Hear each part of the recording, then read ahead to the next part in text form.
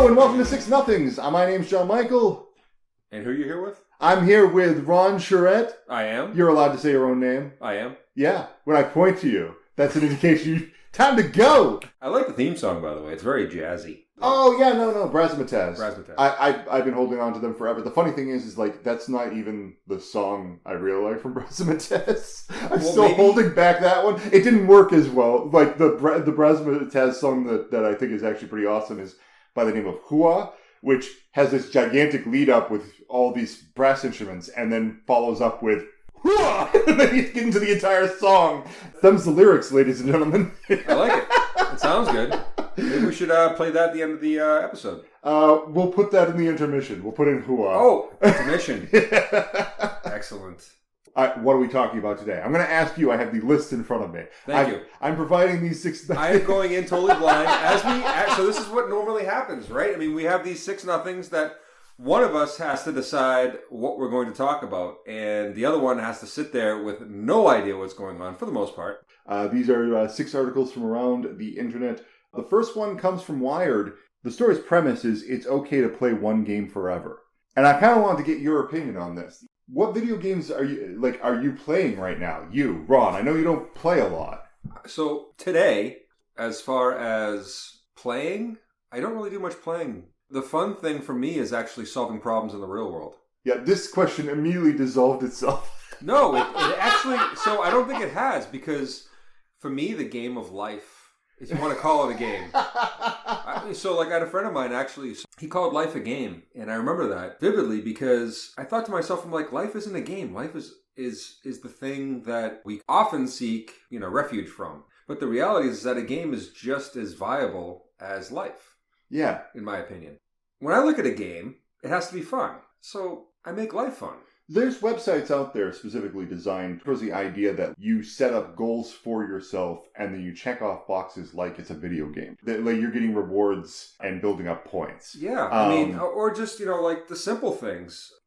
So we live in the Northeast, it's fall outside and you have leaves and everything like that. And leaves pose a problem. But today it was beautiful. It was spectacular driving some back roads, and I was going to meet a guy and just talk about something that I wanted to buy, and all of a sudden, next thing you know, we're talking about he moves stuff around, gets the ladder to where it needs to go. I go up into the attic and I look at what he's talking about, and we talk about it, and I'm like, it was one of these things where it was a totally new thing. It was like, you go up to the inn in the tavern. What do you want to do? Right. Oh, I want to get a room. Oh, I want to get a drink. Oh, I want to get water for my horse. So when you talk to people, do you see message trees in front of you? Well, choose X, Y, Z. No. Punch them in the face. No. I'm sure if somebody plays games all the time, they might actually think that. But that's what I'm trying to say. I was out in the real world doing real things, and I picked up an item, and I was like, okay, now I have to schedule my day because I threw it off.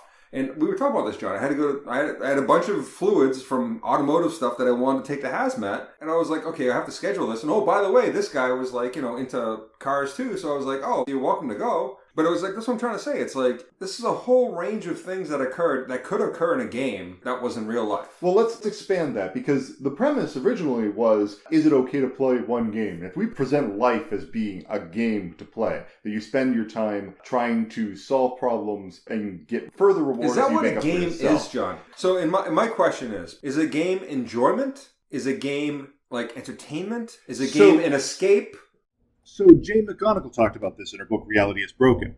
She defines a game is work you do for entertainment. The work you do for fun. That's false. There's tons of games where people gain skill off. Yes, but if you're doing that, then it's technically not a game you're learning. If the purpose is to learn, then you aren't really playing a game, to me. Well, there's another part of this too, John. Let's say you're playing Call of Duty. It's a violent game. You're learning to be violent. Technically, that's still not a game. But that's not a good definition. No, it still works there because that's horrible. You did not. That's a horrible thing. Think about that. But you worked for entertainment. That is the point of that definition. If you're playing Call of Duty and you're doing it for the purposes of learning how to kill people... Oh, John, that is no longer a game. That's so obtuse. I don't agree with that definition at all, because somebody could be doing something for fun and actually be learning something that they had no idea that they were learning. Right. No, you can do it incidentally. You can learn stuff in the process. But if you are playing a game, you are not attempting to achieve anything except entertainment out of it. So ignorance is bliss is what you're saying. It's basically what you're saying. No, like that is a contrived definition. No, I don't. But agree with that. well, that's the thing is, like, for example, let's say I'm playing a game about learning how to type. There has to be, and I'm playing that game because I want to learn how to type. That's not a game anymore. That's work. I'm actually doing work right now. No, but it's still a game to you. I'm still enjoying it. Oh, dude. All right. Oh my goodness. Wow. This is much more complicated than I was originally. Well, how would you define a game? There has to be a better definition. Just because somebody is learning something and being entertained at the same time does not make it a game. When my friend said that life is a game, I could see what he was saying, but at the same time, I was thinking to myself, I understand that life can be entertainment, but I also understand that you're learning something. And I also understand that it's like a game, but he said it is a game. He's making a direct comparison, and that's where my 50-50 kind of kicks in, and I say the gray area when it comes to game and when it comes to life. From a life perspective, I consider life to be more work, games to be more entertainment, but I think they still have learning components to them. The problem with defining games is a lot like the problem with defining art. They are such nebulous concepts, and what one person thinks is a game, another person thinks is something completely different. One of the reasons why that definition gets propped up oftentimes is because it's about intent. Like the question of what is art, the answer oftentimes because I intended to make art. And the answer for games oftentimes is because I intended to play games. Right. Which is the reason why it becomes about entertainment versus substance for a lot of people. But if you intend to play games and your intention is to get something accomplished, I have a harder time arguing with that definition also. Has there ever been a game that you didn't get that you kept on trying to get? What I'm trying to say is, has there ever been a game that you've actually had to work at? I'm sure.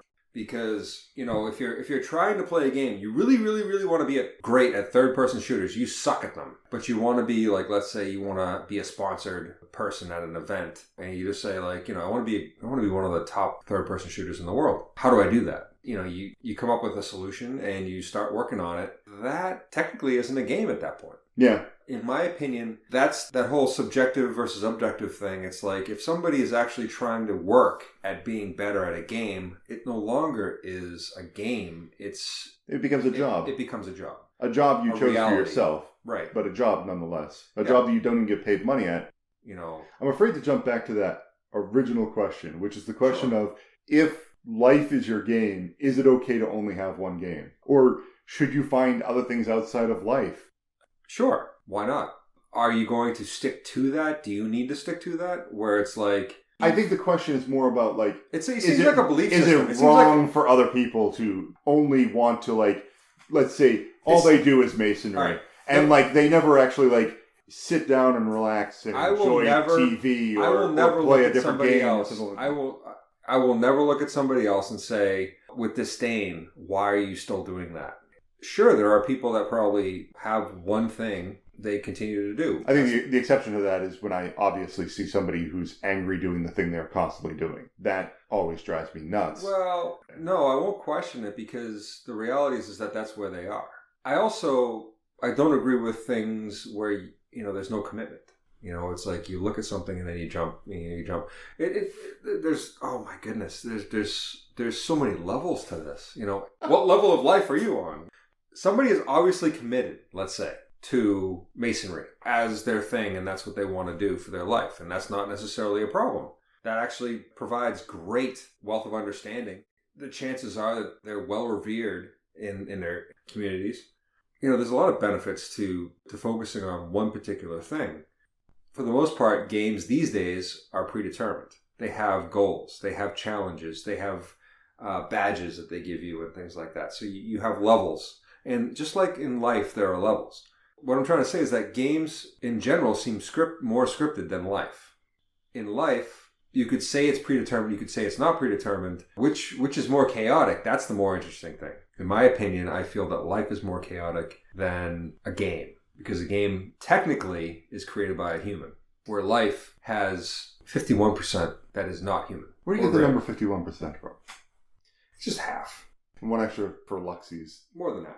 This question has a Russian nesting doll question inside of it. There's an article from 2012, so this one actually goes back a ways. It's based on a Reddit post where a person was talking about his game of Civilization 2 that hasn't ended, and he's been playing it since Civ 2 first came out. You've played enough Civ to know what's going on. Yes. It's the year 3991 in this game. There has been so much nuclear war that it keeps resetting the entire game back. Global warming in this game has overwhelmed and has hugged everything. And now there are 3 major superpowers that are completely in check and balance with each other because they can't get new technologies to make their militaries better. So he's been playing this game forever.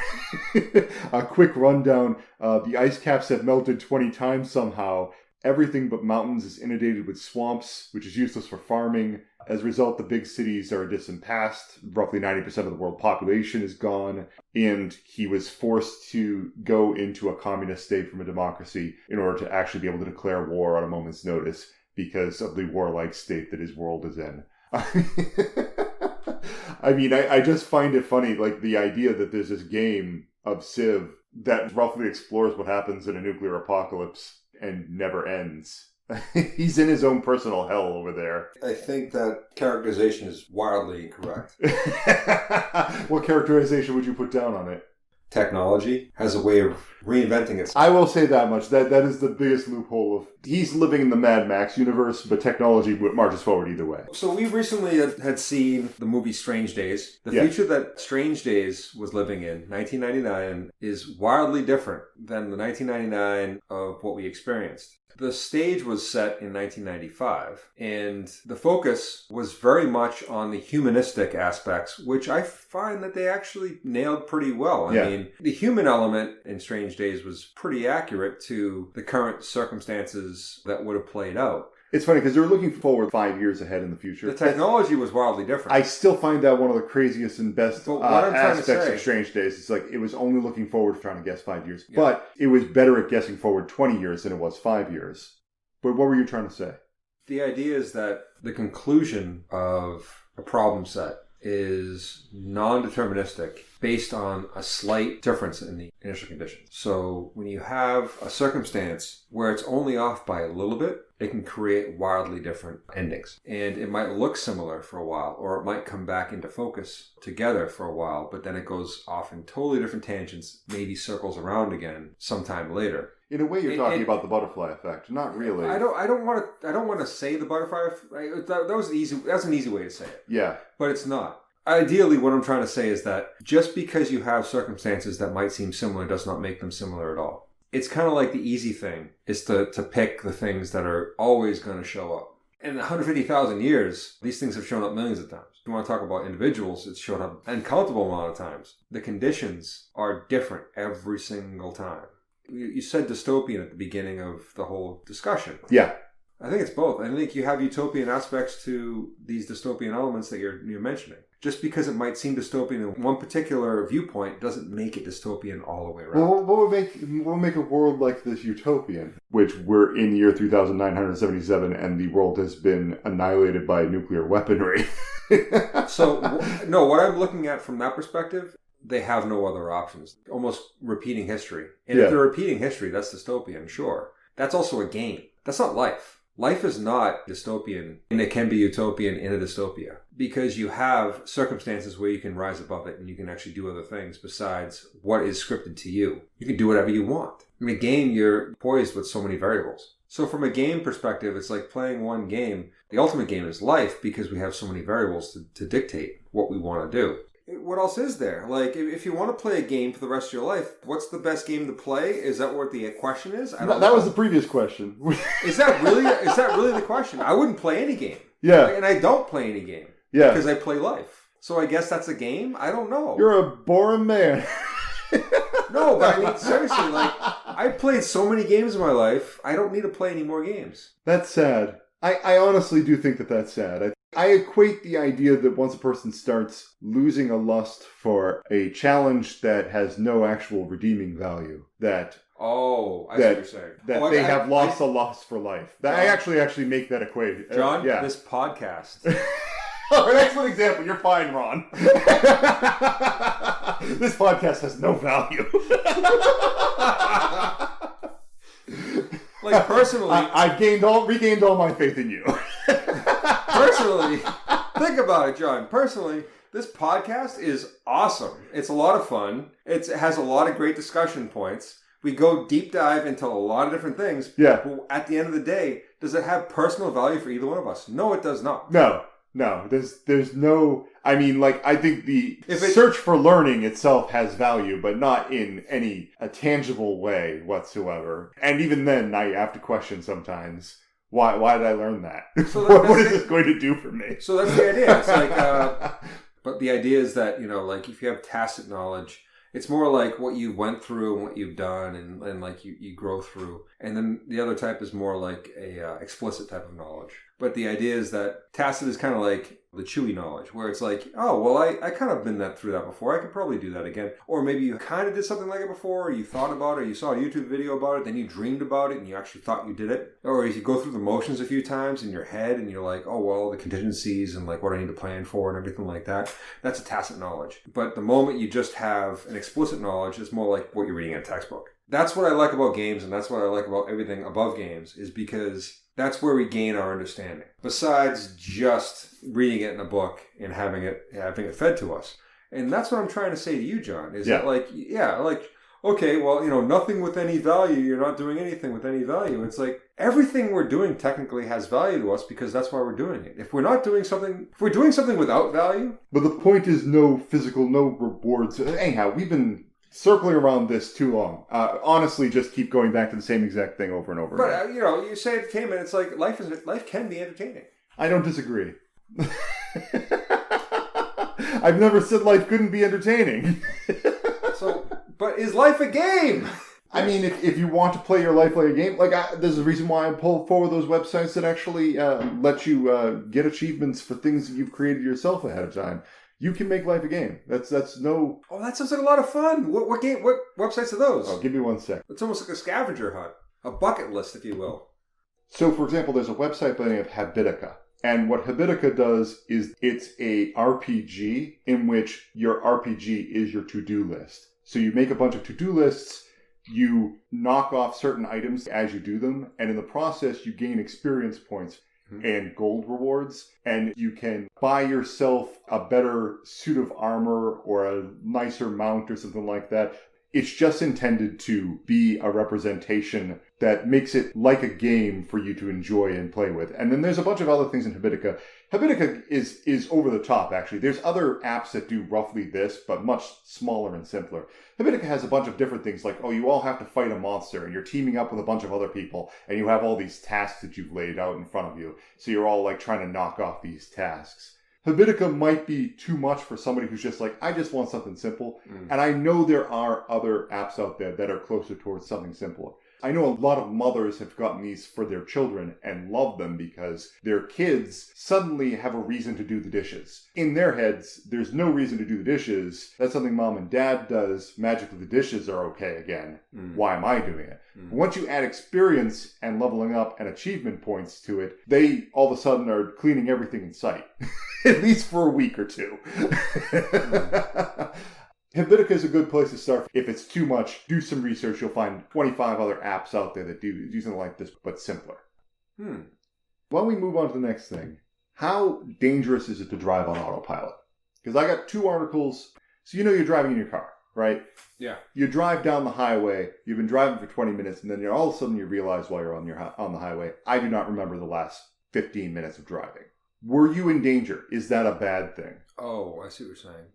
First of all, whenever I drive, I'm always aware of where I'm driving. You are hyper aware of all of your driving? Yeah. How do you pull that off? I just stay I think present. that's a common experience, though. All right, John, there's an experience where I can say that I've been where you are. When I was younger than 25. And I say younger than 25 because 25 apparently is a risk-taking time. 25 and younger. When you're around the age of 25, you start realizing what risk is and you start dealing with risk in a different way. But when I was in college and definitely when I was in high school, I would take much more risk with driving than I would today or older than 25. I got a lot of speeding tickets. Probably did a lot of things I shouldn't have done. And I would zone out, drive for whatever amount of time, and it really didn't matter. And I wasn't really paying attention. And, I'd just be in the fast lane, kind of just like not paying attention and listening to music, whatever like that. But, it wasn't like I couldn't react. Yeah. But, I definitely remember like there were times when I would not be there. And that actually was pretty scary for me. And maybe it is scary. Maybe that's the reason why I sort of strayed away from that. But I do remember those times of being like that. The reason why I'm hyper aware now is because I can take advantage of people that are not. So I will tell you this much. It's possible you might be in more danger driving actively aware than on autopilot. Well, this is what I'm trying to say is that no, I'm not. The fun thing is that if you notice somebody and you can tell that they're not aware, you can just go around them. Well, I'm talking about like from a statistical point of view. Being on autopilot tends to lend to you driving straighter and more consistently. That's not true. That is absolutely true. For me, the that's science not true. proves it. Maybe not for you because you're not part of a scientific test. But if you're on autopilot, you also don't notice details. So that you have this combination of a positive and a negative. So the negative is that if there's something new on your route on the highway, you won't recognize it as fast. That's not true. Because I remember being on autopilot and not being as aware as I am right now. I'll back up a second here. So when you're on autopilot, you drive more consistently. You are more likely to stay in your lane and not get involved. When you're on When you're on autopilot, you're more likely to stay in your lane. Not finished. Yes, you're more likely to stay in your lane. That's not true. That is absolutely true. That is not true. I will. Again, literally has nothing to do with you. I'm talking about the scientific test and not you. Don't bring your own experience into this. There are plenty of people that are supposedly on autopilot. That I've dealt with in my life. I've been in the car next to them, and I've watched them hug sides of the lane. That is not safe, in my opinion. Look, I cannot talk about personal experience here. I'm talking about, in general, drivers drive straighter and do a better job with a route that they know if they are in autopilot mode than if they are actively paying attention to the road. But if they are not actively paying attention to the road, they're not noticing new details. They are driving in a way they drove last week. So they have lost all of the ability to recognize, for example, an animal running across in front of them until it's too late. Those are the two distinctions. Now, which causes more car accidents, I cannot say because that doesn't seem to be something I've been able to come across. I've tried to do my research to figure this out and I could not actually find that part. I don't know. You may want to believe that a person who's sitting there like zoned out is going to start driving off the side of the road. Well, John, but I can tell you, what I will say to you, the majority of people on the highway are zoned out while they're driving. What I will say to you is that the people that I see that are zoned out, I know how to deal with them, and I do. You pass them, is what you're saying. You pull away from them, or you exactly. Defensive driving. Right. You watch them. Obviously, always defensive driving. Yeah. No, not always defensive driving. If you're on autopilot. No, I mean, you could be on autopilot and be defensive driving at the same time. I want to know how you do that. Because your natural state is to defensively drive. John. That's when people do stupid things. No, I've seen people do stupid things on the highway as well, like braking in the fast lane. If they're braking in the fast lane, they're definitely on autopilot. If a person is driving erratically ahead of me and I'm on autopilot will tell me to slow down and get the hell away from that person. I might not even notice that I'm doing that, but I'm already doing it. That's defensive driving on autopilot. But it's unsafe. Might be unsafe. It is unsafe. The type of defensive driving under autopilot that I've seen, in my opinion, this is my opinion, unsafe. I would guarantee that there should be more metrics there. Maybe there should be more metrics. Maybe the study needs to be, it should be enhanced. I will guarantee that there should be more metrics to that, and it will show that they are probably more. So I can't test this. I'm not a... Yeah, that's the problem. I'm the one coming forward with the article, so that makes things difficult. I'm not a person that has... access to, like, let's say a test track of $16 million worth of test track. Let's say 130 participants and 6 hours of their time. And I don't know how these guys come up with their studies and how they do them. I will say this much. I agree with you. I'm pretty sure that being on autopilot is more likely to get you into an accident. In the Northeast, from what I've seen over and over and over again, this is why I drive active. It's because I use people that are on autopilot to get around them. I mean, that's the explicit reason why. You say in the Northeast, do you think people are worse drivers in the Northeast? No, what I'm trying to say is that when they're on autopilot, I can look at them and tell they're on autopilot and get around them. But I have to, because they're in their own zone.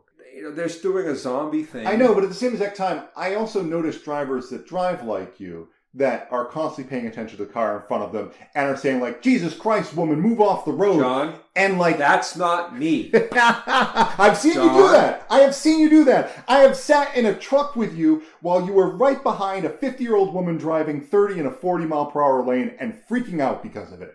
I've been there driving out to Salisbury. Freaking out? Yeah, and like cutting her off in the process when she finally turned off and you rode right around her. Well, I rode around her. And you know why you did that? Because you were actively driving. Because if you were on autopilot, you wouldn't have cared. That's how you get yourself into an accident. Hold on. Tell me more, because I don't remember what all right. you're You want the specific situation? Because you make it sound really bad, and you do that. You make it sound really bad. It was really bad, actually. We're on 110. There's an old man or old woman driving. I'm not 100% certain. There was two people in the car. Oldsmobile driving down 110, going through Amesbury. We're at the lights. These two people were sitting there and they were driving like 25 miles per hour and you were practically hugging their bumper and complaining about them. I'm telling you to lay off and just like let them be. They're fine. They're old people. All right, now you're getting old. I haven't remembered the situation yet. and you're making it worse. I'm only adding more detail. This is what happened. You're telling me to lay off? Yeah, I was telling you to lay off. And you weren't. I was like, they're old people. Just give them some space. But I don't remember the situation. So, like, hold on here. I don't remember the situation. You're, like, making it worse. What exactly, like... I don't even remember you actually doing something like that. Of course not. Like, this is from a couple of weeks ago, Ron.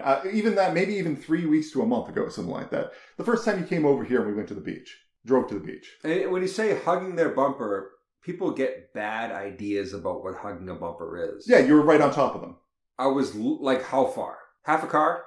Yeah, half a car. Easily. Half a car. Yeah. Not on top of them. Half a car is on top of them as far as I'm concerned. If they hit their brakes, you would have smashed into them. Would they have hit their brakes? Who knows? They're old people. I don't trust anybody who's driving that slow. Were we in the middle of like a freeway? No, you're in the middle of 110. Well, which is a freeway. Which it has one lane. Freeway? It's a state highway. What is that called? Freeway. Is it called a freeway? Why is it called a freeway? What's the point of that? Because it's a major road. It's free for everybody. It's a major road. It's not a toll road. It's a freeway. It's a major road. Okay. I don't know why we started whispering here. Because of you. Anyhow. John. You're driving along. All I'm trying to say, John, is that I wasn't putting my truck in danger because you would have plowed right through them. It was... Can't put a truck in danger when it's just a small car in front of you. John. I kind of remember it now, and I was at least a car away. You think you were a car away? From time to time. Honestly, from time to time.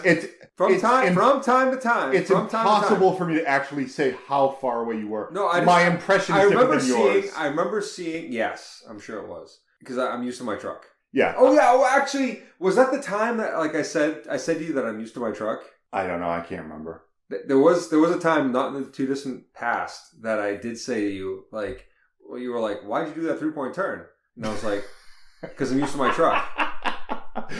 Here's the thing: is like my instinct. I shouldn't use the word instinct. That's not if actively driving. When I see situations like that, I just back the hell up and give them all the space in the world. Because I presume that that's a dangerous driver, no matter how slow they're going. That's just my reaction. I don't think most people do that. I guess what I'm trying to say is that being a passenger, you probably felt more in danger than I did. That might be true. But again, the discussion is about like driving, and the reality is a lot of what I do. Yes, I got frustrated at that moment, but the reality is that I wasn't going to put myself or you in danger, and I wasn't going to put my truck in danger, and I was in plenty of room. What might have happened is like literally they could have slowed down. Yeah. And then I was like, all right, well now you're slowing down in the middle of nowhere with no brake lights. You know, it gets you into like this really weird situation where it's like, I'm just trying to go like forward. But you do understand what I'm saying. You only people who are paying attention to the road are getting road rage. That's the only way you can possibly get it. I wasn't road raging at that point. Oh, no, I'm not talking about you. I'm not talking about that scenario. I'm talking about, I'm just trying to get around this person. I'm just talking about, in general, you get road rage because you're paying attention to your environment, and you're going, what is up with this bullshit? There was a guy behind me today where I was just like, all I want to do is, like, go down the street and, like, take a left and get out of the way. Yeah. Well, this guy, like, he doesn't even stop for a stop, and he pulls behind me, like, literally bumper to bumper within a foot. Why?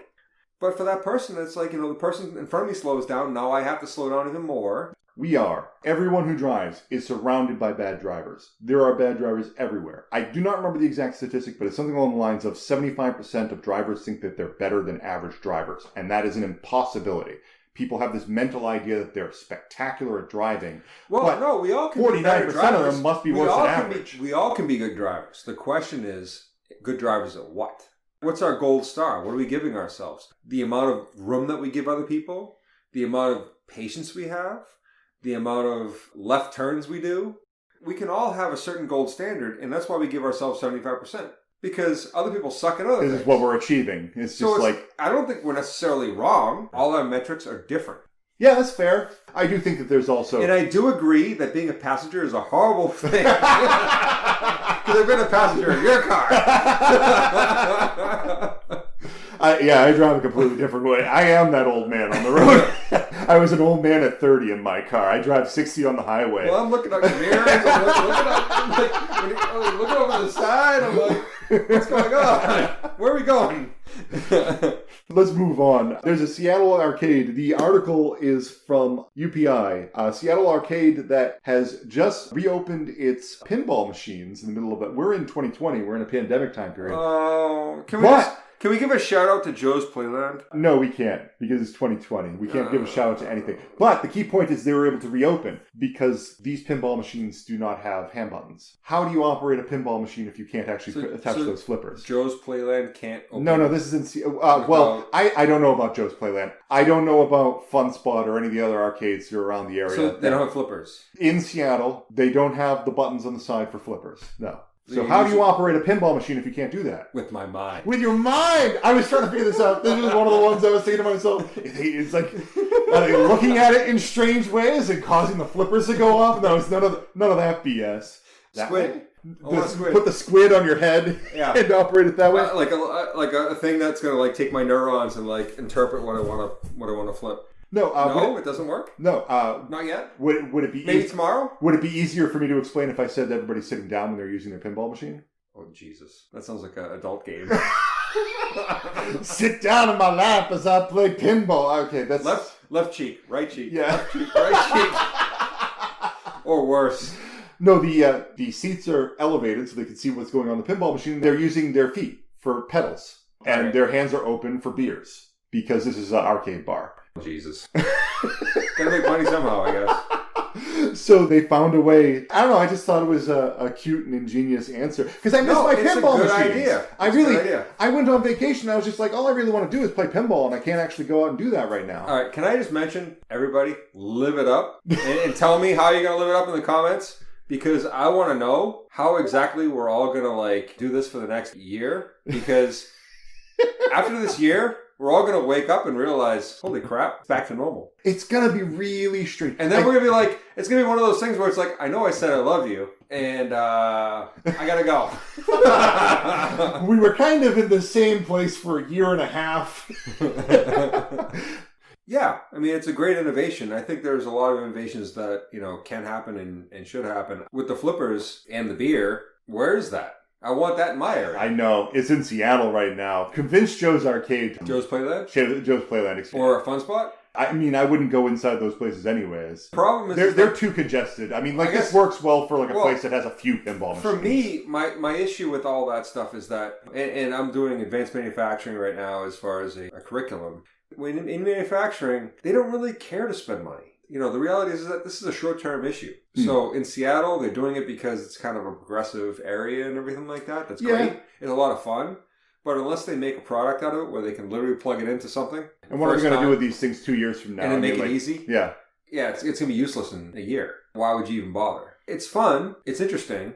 A lot of the money that goes into that is probably going to be wasted, but I think it's a worthwhile pursuit because if the people that actually want to do it actually found, interest in that and they actually went forward with it. Some of it is just keeping your place open. You know what I mean? I mean, you get something out of it, sure. But I mean, is it going to be a long-term solution for anything? No. Yeah. Of course not. This is part of the problem. Like, we have this problem with Microsoft where, like, they just aren't opening their stores up. And will they ever open their stores up? The longer they keep their stores down, the more likely they will never have stores again. They somehow are still keeping the properties. But Microsoft has millions of dollars and they just sit on things. So it's like the church. Yeah, Microsoft's like the church. It's always really weird and spooky how some businesses actually decide to stay closed during COVID and not reopen for any reason. I find it really strange how Microsoft didn't decide to open up their store and use it as like a call-in center or something like that. You just figure like they have the employees, they could have sent them to work to do something. Pick up only. But no. Curbside. But no, they weren't interested in any of that. They didn't decide to innovate in their space. There's a few businesses like that I noticed. And it did bother me. They chose to literally shut down in the face of a blip. As a business person, why would you do that? Like, I'm not saying from like the whole almighty dollar and like you're trying to like get the grasp of the dollar and everything like that. I'm saying for the customer experience, like as a manager, you never do something like that. The only reason why Xfinity did that. Somewhere at the top, they did a cost analysis and decided that even thinking about this is not worth our money. Yeah, and it should be remembered that they did that. Yeah. That they do not have the customer's best intent in mind, that they have their business's intent in mind. Exactly. Like, they're monolithic and it can be worked around. And it needs to be worked around. For a resilient country, for resilient people, these things are vital if something else were to hit. That's exactly the thing to do, is like to stitch together and keep calm, carry on type thing. I think it is worth noting, like, in this time when everything is kind of shutting down and these companies are trying to get creative and whatnot, is to, like, pay attention to the companies right now, how they're treating their customers. Because those are the companies you want to work with in the future. Yeah. When times are good, you won't notice the difference. Right now, we can notice the difference. And we can actually say, this place treated me like poop because they didn't care about, like, my business or myself when I was going there during the time of the pandemic. This place went out of their way to do 25 different things, and none of them really got them any money, but they kept it alive. They kept the ball rolling. Maybe I should be paying more attention to the people who are actually caring about their business. Something less somber. From Ask Me Like I'm 5. If lobsters don't stop growing and don't die naturally, why has no one tried to grow a lobster to be huge? Why don't we have lobsters that are the size of trucks out there? It is a childlike way of thinking of it. Definitely is. Well, no, you don't grasp what I know about lobsters. Oh, what do you know about lobsters? Tell me what you know about lobsters, Ron. That's not where I was going. Tell me what you know about trucks? I don't know. No, I don't. No. So the really interesting thing about lobsters is their resiliency. These lobsters, because all this information is flowing within their bodies, they can adapt, they can overcome, they can change, they can morph, they can become, whatever they kind of want to.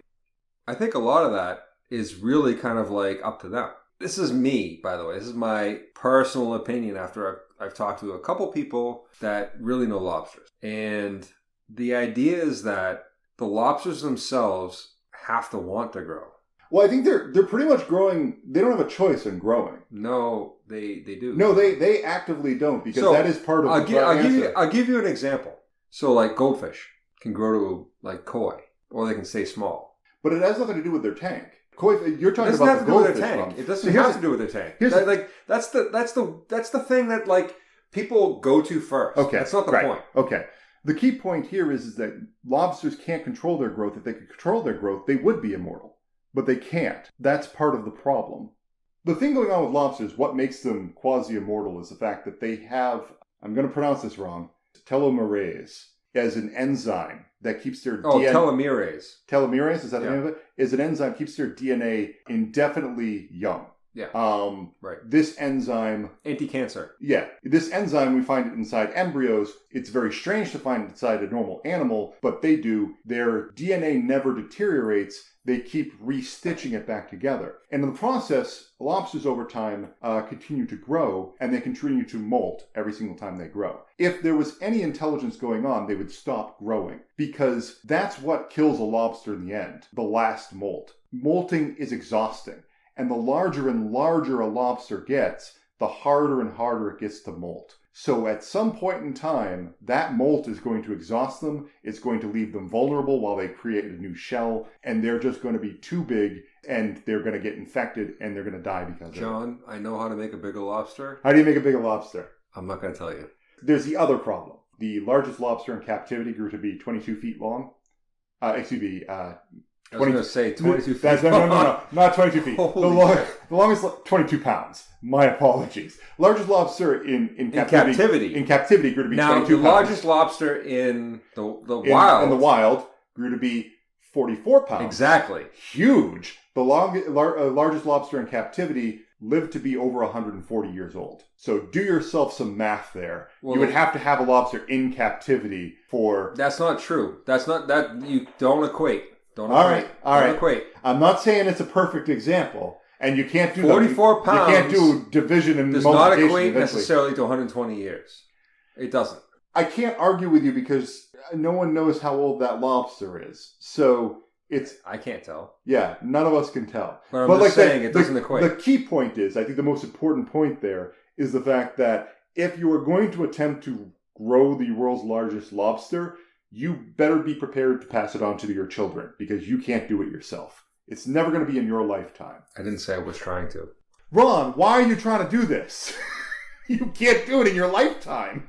What I was thinking was that it is possible to grow a big lobster. I'm just saying, like, why would I want to do it?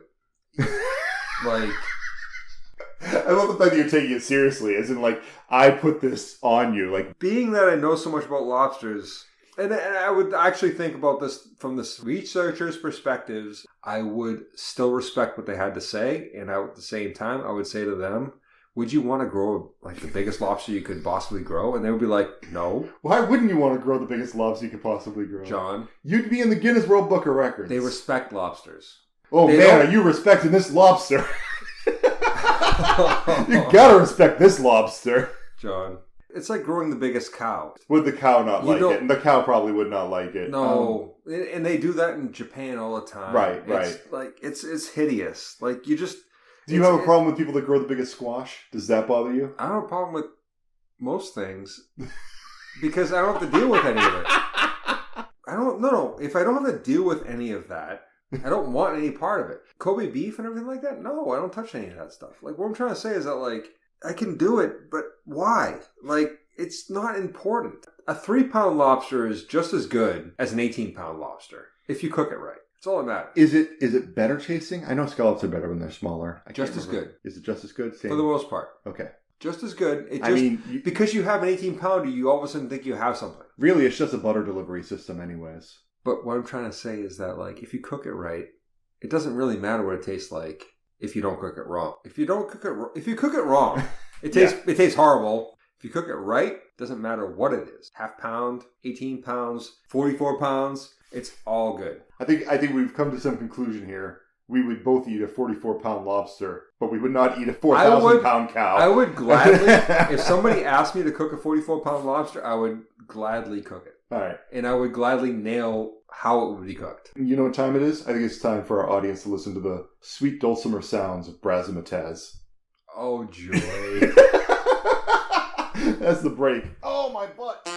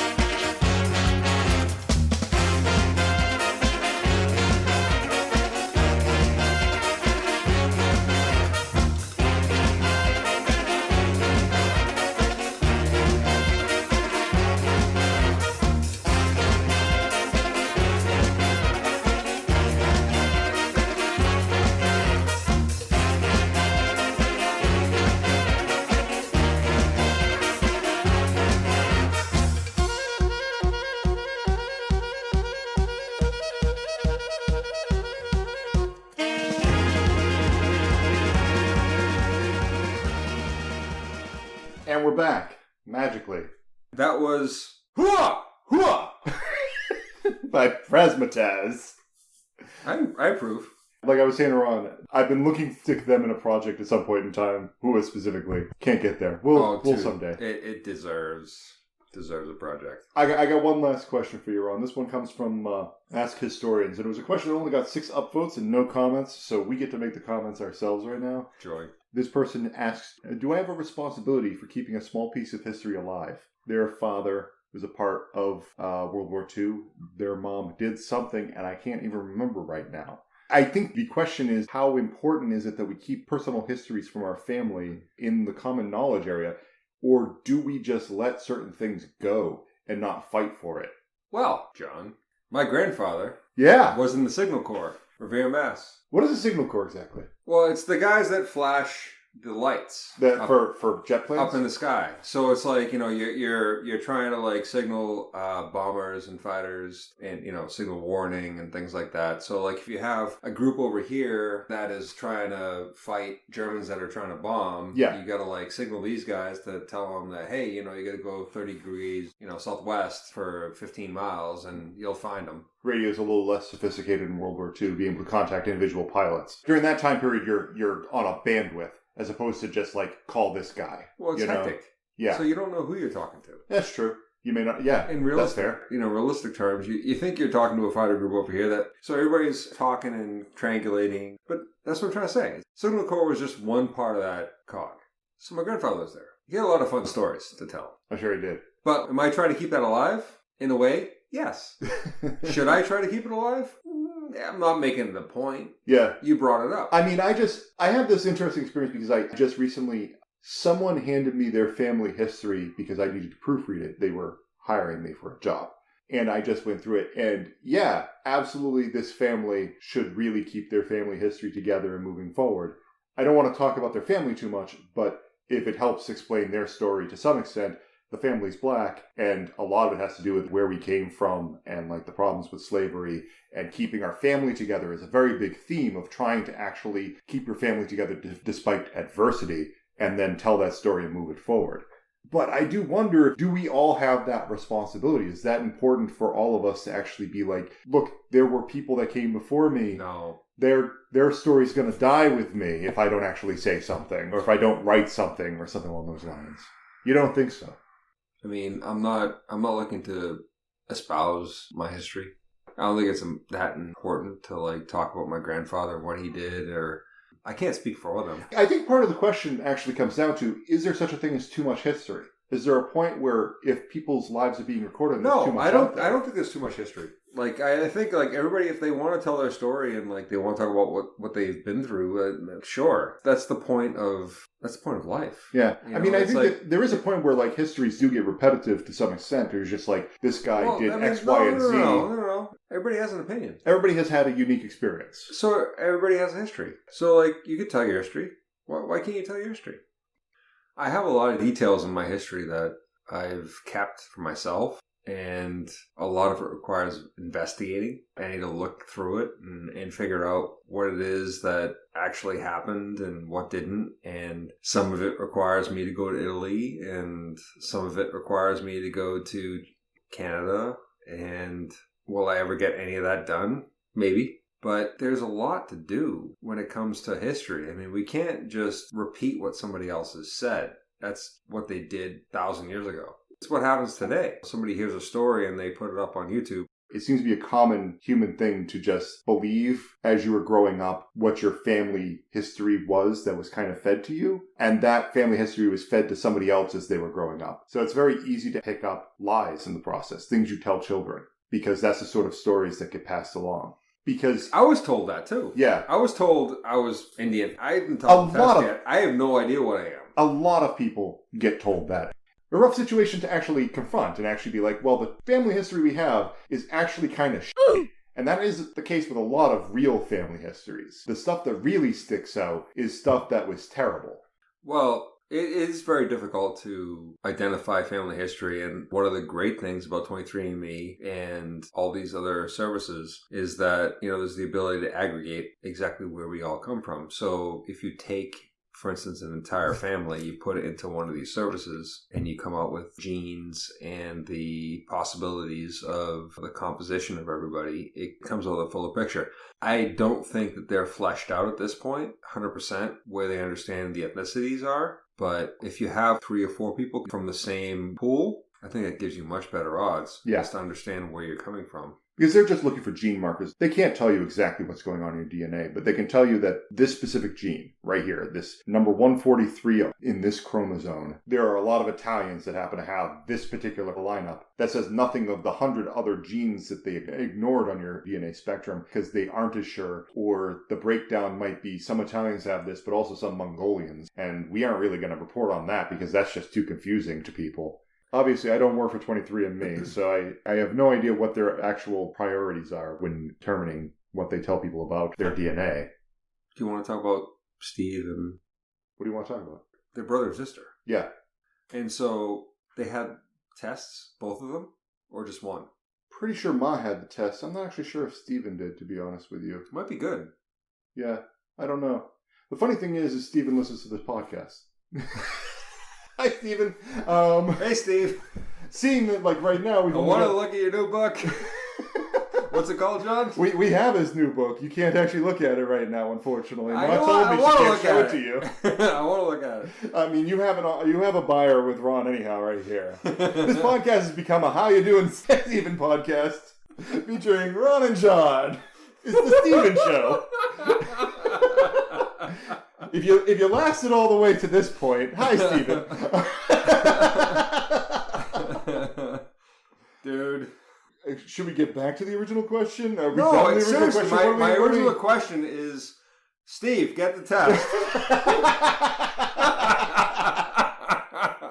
No, we found out Ma had more Mediterranean in her than she was expecting. We know that there's a tremendous amount of French in the family. Dad brings some Irish and English into the family.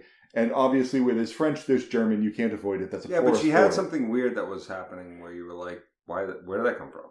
I think she thinks it's supposed to be mostly Italian, but I think it's actually the Greece, Italy, Cyprus, and some of Turkey area that she actually... It's that sort of general area in the Mediterranean. And then, like, there's some, like, very small strains of less than 1% Iranian, catching people off left field, but it really shouldn't be.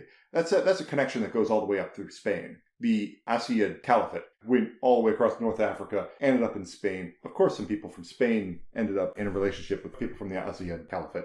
And all this would have happened at like the year 1000, and it's just like a small percentage. And only pops up on some of us. Not everybody actually has something in there. That's the weird part about genetic history, is that you get like these little flecks of things. You say you're French, but of course you have some other ancestry in there. Nobody is from one very remote region of the world, and only that area. A country the size of Texas. There must have been somebody who crossed the border at some point in time. I mean, have you had a DNA test? If you got a DNA test, what would you expect to hear? Spanish, Italian, and French. I mean, I presume there'd be other stuff kind of kicking around in there that you just weren't expecting. I wouldn't be surprised. Yeah. The whole thing behind all this stuff, I mean, you're black and you're from France. It's like, you're not black and from France. You're from somewhere else, too. It's like, sure. Part of the answer is we're all just individuals that just happen to get trapped on these different continents for some amount of time. Yeah, you know? And I hope that people realize that more often than not. That's kind of one of those things where people would say, like, yeah, you're Native American because, like, you're kind of like want to be American, too. That was kind of like the feeling when I was growing up. It was like, oh, well, no, I'm American. I'm actually American. At least a little bit American. What does that mean? My French grandfather raped an Indian. Like, that's what that means? That's the thought process. No, that's a horrible idea. I don't necessarily think... See, that's the thing. It doesn't have to go there. What does that actually exactly mean? Like, you say that, but like legitimately, like maybe they actually had a love tryst. Who knows? I think that seems to be a reasonable... I honestly thought there was Native American in our blood, not because of anybody's face or any stories I had heard, but because I had taken a look at the genealogy record at some point in time in my father's line, and if you go back far enough, it starts listing the men only, and it says, like, this man, and then his father was this person, and his father was this person. I'm like, are they intentionally leaving out the woman for a reason? Are right, we not including exactly. Native American brides? Exactly. That's what's happening here? Exactly. But I guess not. That's what I made a presumption based on that. It's because of the documentation is horrible. It's because the documentation is horrible. That's the only actual answer. It's true. So if I can say to anybody today listening, improve your documentation. Your family history is important. I think we circled around to that. No. This is what I'm trying to say. Improve your documentation. Yeah. Always improve your documentation. You can always improve your documentation today, tomorrow, the next day. Make it a game. Have fun. Have fun, everybody. Take care. Good night. Oh, this is it? I guess this is it. You circled around. You gave us a beautiful end, Ron. I don't want to end. Now you're stretching it out. now the end doesn't make sense anymore. Oh, we're all doomed.